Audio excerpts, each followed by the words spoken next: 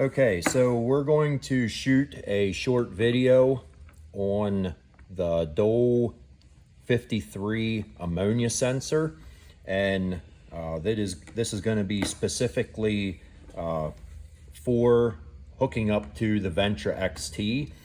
So this is the way it comes. There is a filter cartridge, which we are not going to install in this video. Basically just slide it in. The cartridge itself has a 3-year expectancy for the life, so every 3 years you would want to replace that filter.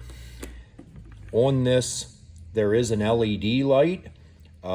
Solid green is normal operations, and then there is also some flashing green, some yellow flashing and yellow on, which means different things, different faults and troubleshooting procedures that you can go through. That is spelled out very clearly in the manual. It is a plug and play, so just thread it in. The other end has 3 wires, and for the Ventra XT, the green would be ground, the white would be the signal wire, and the brown would go to the 24 volt.